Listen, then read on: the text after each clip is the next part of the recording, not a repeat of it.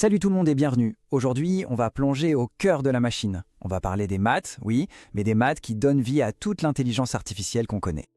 Quand on voit une IA qui crée des images à partir de rien, qui traduit une langue en temps réel, ou qui arrive à conduire une voiture, c'est juste bluffant, non? Mais la vraie question c'est comment ça marche, au fond? Quel est le secret derrière tout ça? Eh bien vous allez voir, la réponse est beaucoup plus simple qu'on ne l'imagine. Et là voilà, la réponse, des vecteurs et des matrices. C'est tout. Ces deux concepts mathématiques, ce sont littéralement les briques de Lego de l'IA moderne. Alors, voilà notre programme. D'abord, on va parler du langage de l'IA. Ensuite, on définira ce que sont ces fameux vecteurs et matrices. On verra quel est le moteur de calcul qui fait tout tourner. Puis, on passera des maths aux puces électroniques. On abordera un problème assez intéressant qu'on appelle le défi du zéro. Et on finira en regardant vers le futur des calculs en IA. Allez, c'est parti. Première chose à comprendre. Une intelligence artificielle, ça ne voit pas une image de chat comme nous. Ça ne lit pas une phrase. Pour elle, tout doit être transformé en nombre. Absolument tout.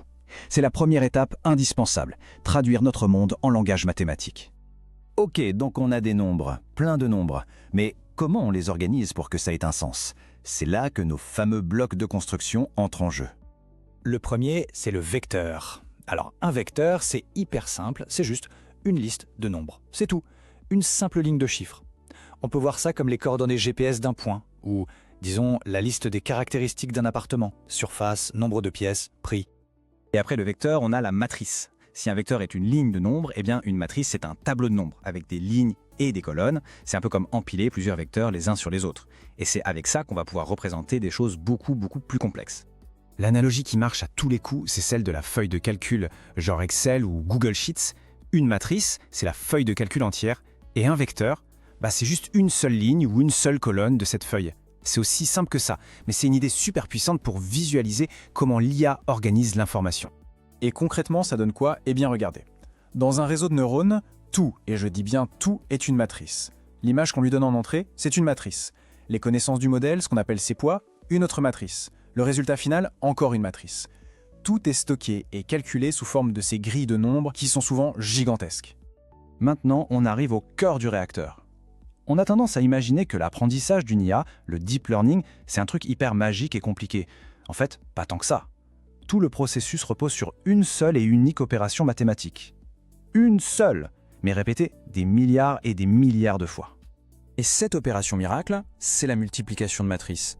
C'est vraiment ça le moteur de l'intelligence artificielle. Si on devait retenir une seule chose, ce serait celle-là. C'est le calcul qui fait absolument tout le travail. Alors comment ça marche? En deux mots, c'est assez mécanique.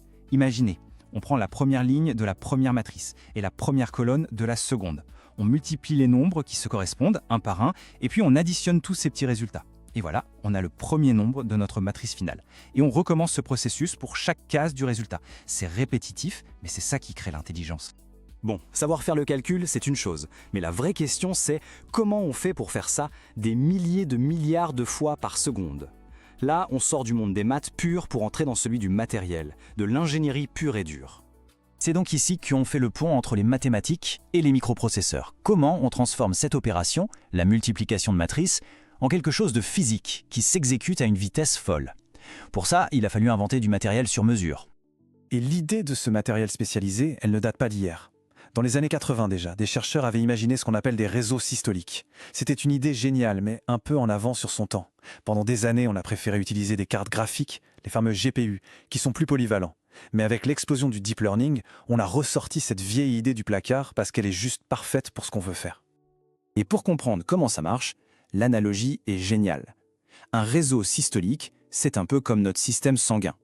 Le cœur pompe le sang qui circule de manière très rythmée et organisée dans tout le corps. Et bien là, c'est pareil, on pompe les données à travers une grille de mini-processeurs. Voilà à quoi ça ressemble. Les données, nos nombres, entrent par un côté de la grille et la traversent de cellule en cellule de manière super régulière.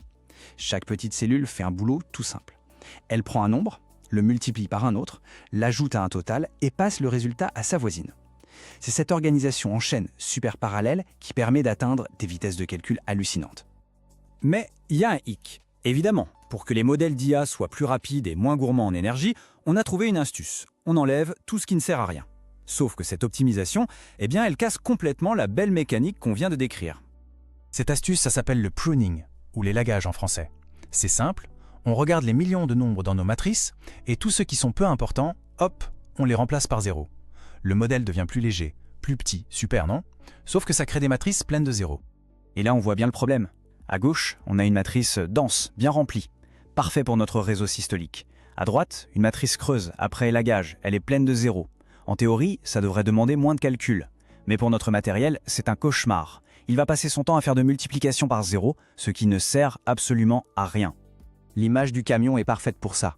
Utiliser un réseau systolique pour une matrice creuse, c'est comme faire rouler un énorme camion avec un seul petit colis à l'intérieur. Le camion consomme autant d'essence, le chauffeur fait le même trajet, mais au final, on n'a presque rien transporté. C'est un gaspillage monumental de puissance de calcul et d'énergie. Tout ça nous amène donc à la question de l'avenir. Comment on résout ce paradoxe? Comment peut-on créer du matériel qui soit à la fois hyper rapide et intelligent, capable de ne pas perdre son temps avec tous ces zéros? Alors, si on résume, 1. L'IA parle le langage des nombres, organisé en vecteurs et matrices. 2. Le moteur de l'IA, c'est la multiplication de matrices. 3. On a inventé du matériel sur mesure pour ça, les réseaux systoliques. Et 4. En optimisant les modèles, on les remplit de zéros, ce qui rend ce super matériel complètement inefficace. C'est le grand défi actuel. Et ça nous laisse sur une question vraiment passionnante pour les années à venir. La prochaine grande révolution de l'IA, est-ce qu'elle viendra d'un nouvel algorithme, d'une nouvelle idée purement logicielle, ou est-ce qu'elle viendra du matériel avec une puce d'un genre totalement nouveau, pensé différemment pour gérer ce chaos de zéro? Le débat est plus ouvert que jamais.